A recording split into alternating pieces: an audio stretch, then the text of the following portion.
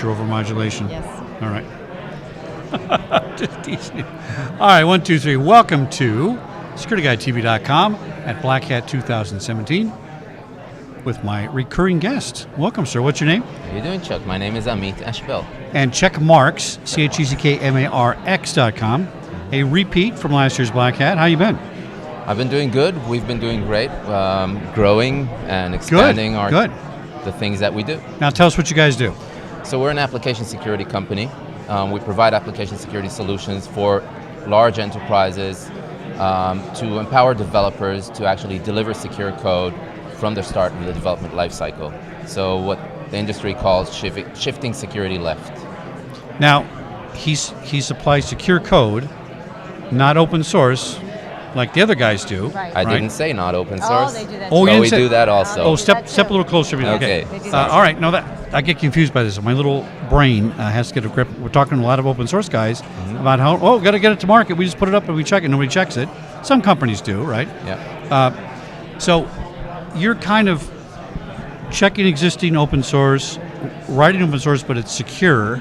That's one aspect, right? Yeah, so let me give you a short brief. Yeah. Really, really short. What we do is we analyze code once it's written. So immediately as it's written, you can analyze the code so the developer is actually empowered to deliver secure code. Oh, real time right there. Okay. On top of that, we also provide open source analysis to make sure that the open source libraries that are inside the software are not exploiting or exposing the application to security risks. So we think that 80% of software is open source? Yeah, they say somewhere between 80%. They say that 98% of software uses some kind of open source. Right. So, yeah. So a typical process would be, I'm a coder, I'm sitting right, open source. All right, let me put my own code in between there to make it work. And now in real time, Checkmarx is behind the scenes going, yes, wait a minute, vulnerability, hold on, let's fix that, go back and check it. Okay. Exactly.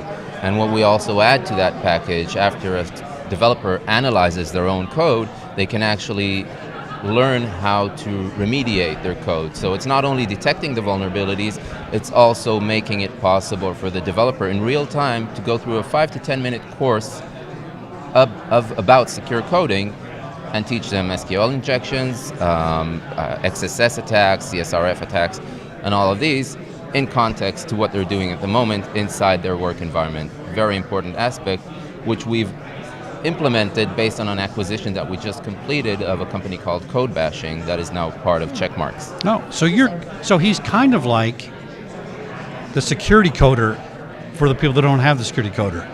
Kind of. Right, not completely, right? But it's a real-time consultant, shoulder to shoulder.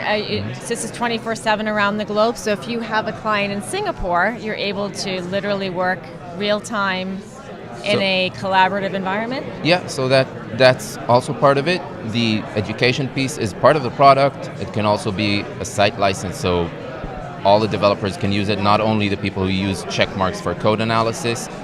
But yeah, the idea is that it's interactive, it's gamified, and it's in context, which is most important.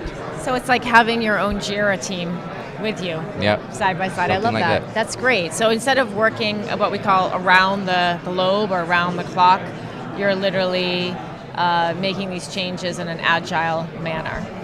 So when we're looking at agile, actually our solutions are built to address agile environments. Agile environments, DevOps, CI environments are very, very fast, and application security traditionally is very, very slow.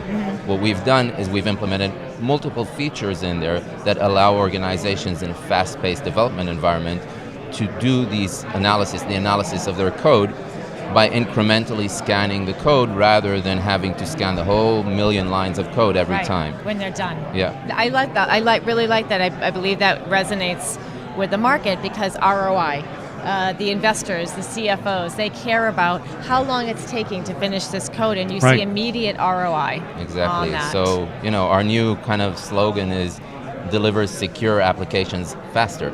And the faster is the really powerful part here, because that's the challenge. That's the real challenge. That and developer skills are the two top challenges of implementing application security. So the argument that we talked about in the last couple of shows is that the developer doesn't have the skill set to code security.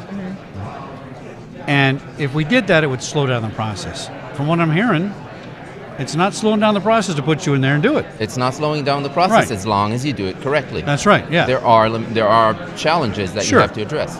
Yes, absolutely. So what do they make? So let's say you were what you did wasn't as great as this, and you're just a security programmer guy. Is there resistance between the developer and the security guy? Maybe that's what really slows down the process. The people, more than the coding. Oh, I don't want you to put that in. Oh, I got to put it in. Blah, blah, blah. So that challenge, that kind of silo between the development and the security, that's been talked about a lot, and it's there.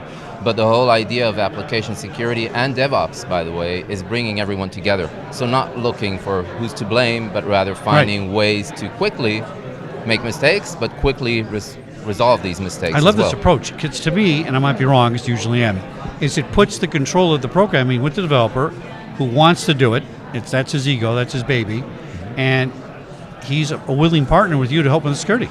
Yeah. Makes sense. Yeah, and we actually try, and the whole idea of our solutions is to try to empower developers to have these skills, to build their own skills for their own good and for their organization's good, of course. Excellent. Great. Now, what keeps you up at night? What do you worry about?